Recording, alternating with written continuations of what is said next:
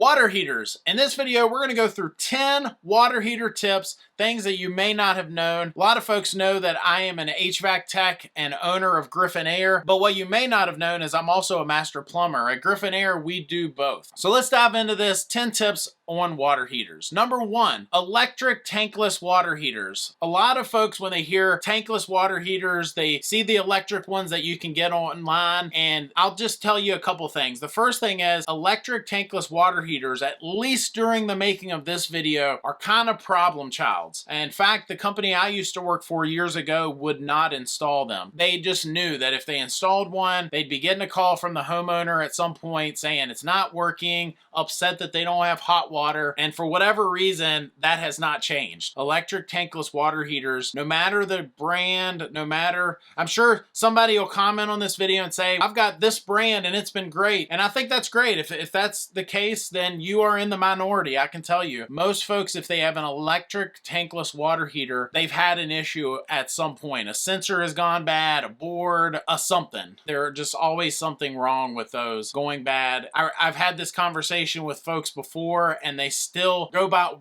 reviews that they've read online or something like that. They end up installing it, and it's like every single year they're dealing with something. And the other thing I'll tell you about electric tankless water heaters is, unlike, say, a gas tankless water heater where folks expect to save money because they're not heating this entire tank of water with the gas, in a lot of cases with the electric tankless water heaters, you're having to pull extra circuits of wiring, and they draw a ton of electricity. In some cases, folks have found that they did not save any energy at all because they draw so much power. Number 2, maintenance. Yes, there is maintenance you're supposed to be doing to your water heater. And we're going to be talking about tank water heaters and tankless. Let's first start out by saying, if you do have a tank water heater, there are a few things that you should be doing every year and every 5 years, 5 to 10 years, depending on the type of materials you have and so on. But the first thing is, every year you should be flushing that water heater. You should be connecting a garden hose to it. That's how we do it. We just connect a simple garden hose to the bottom of it, open the drain, get that sediment out of there, flush it out the best you can. And I've heard of different ways of doing it, but to be honest with you, I don't turn off the water or anything like that. I just let it run and leave the water on, push that sediment out the best you can. I don't know if you're gonna be able to get every speck of sediment out of there, but just periodically, once a year or so, get that sediment out of there. Another thing would be every 5 years or so, you should be replacing the anode rod. And what an anode rod is, it's basically a piece of metal that they've put in the water heater, and it's a sacrifice. You know, they put that in there so that way when electrolysis and things like that kick in, it will eat that anode rod instead of the tank that holds the water itself. So replacing that anode rod can extend the life of your water heater dramatically. Another one would be flushing your tankless water heater. So if you have a tankless water heater, you should be having a pro, or you can do it yourself if you know how, but basically there's a kit you get and you flush out the scaling and all of the buildup that gets inside of those tankless water heaters. And then finally, cleaning the burners, the pilot, and flame sensors if it has any of those items. So periodically, some of the manufacturers say different life. Some of them will say do this every year. Some of them will say it do every 5 years, but basically periodically getting in there, making sure those things are clean. Depending on if you have a tank or a tankless, may or may not have all of those components, but just having a pro get in there if you need, if you don't know how to do it, but just someone getting in there and cleaning all that up for you. Again, it'll extend the life of your water heater, and it'll also make it to where that day comes that it just stops working for one reason or another. Doing proper maintenance to that system will hopefully keep you going, and you don't have those uncomfortable days where you can't take a hot shower. Number 3, auto water shutoffs. A lot of water heaters today, when you buy them brand new, are already coming with this on there, and they come in different forms. I've seen the sensors where it just turns off the power to the water heater. I've seen the ones that will actually have the valve on it that will turn off the water supplying the water heater. And even if your water heater doesn't have any of these things, most of them can be added. And I would recommend it, especially if your water heater is in a location that if something were to happen, it could ruin parts of your home, if not your entire home. Getting some sort of water shut off on there, that way if it senses that water, it shuts off the water water or power, and you don't have issues after that. My wife used to work at a company where the owner was not home one day, and he left for work at like 8 o'clock in the morning and came back around lunchtime, and just in that small amount of time they had sprung a leak in their house and had thousands of dollars of damage. Now, luckily, their homeowner's insurance covered it and put them in a hotel for a while and so on. Who wants to deal with any of that when you could have installed one of those water sensors, killing the water and stopping the problem before it became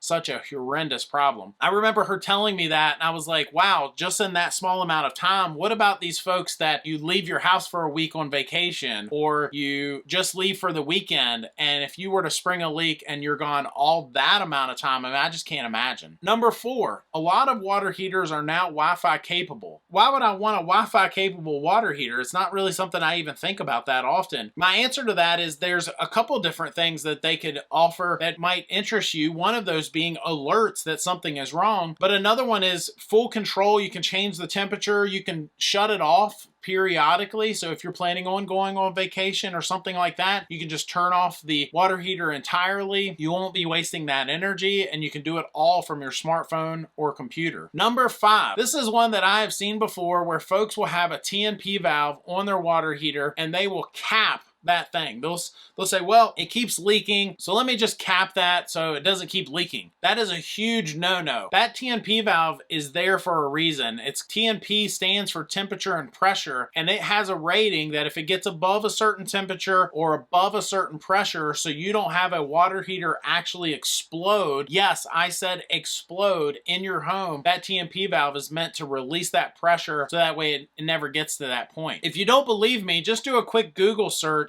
of water heater or boiler explosions, and you'll see where folks did things like cap T&P valves and had the boiler or water heater shoot through the house itself. Literally blow out the top of the house and land on the neighbor's house. It's just crazy. So huge no-no. If you've got a T&P valve that keeps leaking, you may need to replace it. Get a pro in there if you need to, but please don't just cap it. Number 6, temperature setting. This is kind of a sensitive one. I don't want to say anything that puts me at risk liability-wise, but I will say that a lot of water heaters, when you buy them, are set at like 110 degrees, just barely hot in some cases. A lot of folks will turn those up, and even if it's not Wi-Fi capable, in most cases, water heaters have the ability for you to change the temperature in some way, shape, or form. If you have children in your home, I would definitely keep it on the lower end of the safe range. You just never know, and one of your kids put their hands under the hot water, you want them to be able to get their hand out of there quick enough and not get scalded. The higher the temperature, the quicker they can be scalded. It's not like fire, where fire touches you and you get 3rd-degree burns. The temperature of water will control how long of time they get before they get scalded. So the higher that temperature, the quicker it is for them to have that reaction, if that makes sense. Ultimately, you want them to have more time to go, oh, that's hot, and get their hand out of there and not get scalded. Number 7,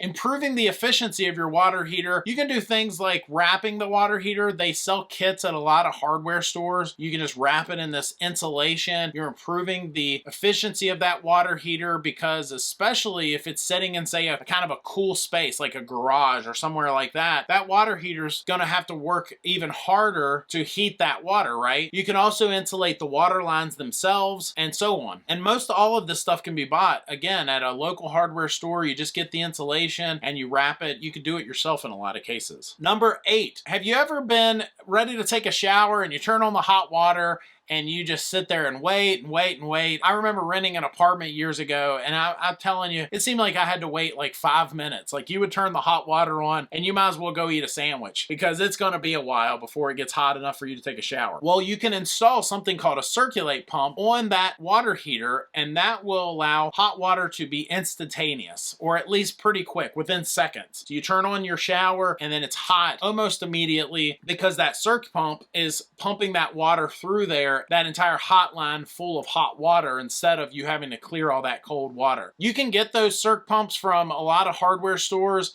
and install them yourself. If you're not sure what you're doing, though, get a pro in there. I have been in situations where a homeowner installed a Circ Pump incorrectly and had other issues, whether it be leaking or it just not operating correctly, burning up the pump and so on. The extra money that you might spend on getting a pro in there might be worth it. Number 9, newer water heater technologies. There are technologies today that did not even exist when I got into this trade years ago. One of them being they now have water heaters that run off of a heat pump. So they're called heat pump water heaters. They're electric, they draw less electricity, and they have a coil on there just like an air conditioner would. They usually cost a little more to install, but the savings may in the end be worth it. And they also have solar water heaters now. So it runs off the power of the sun heating your water. So many cool things. I think it'll be crazy to see in the next couple decades what else will come out, because again, a lot of these things didn't even exist when I started in this trade. And then finally, number 10, to piggyback off of the heat pump water heaters that we just talked about, and that is heat pump water heaters by default dehumidify the air in your home. Instead of having a dehumidifier in your home, you can have one of these heat pump water heaters that is knocking out two birds with one stone. It's heating your hot water, but it's also dehumidifying the air in your home. And that gets back to what I was just saying. The extra money that you might spend on installing a water heater and a dehumidifier, you might be able to just do a heat pump water heater, and if it dehumidifies enough, you've knocked out having that extra added expense, and the extra cost of this heat pump water heater was worth it in the end. Anyway, hope that helps. If you have any tips that I missed and you want to add them down below, please do put them in the comment section. Thanks for watching. Hit that subscribe button. We'll see you next time.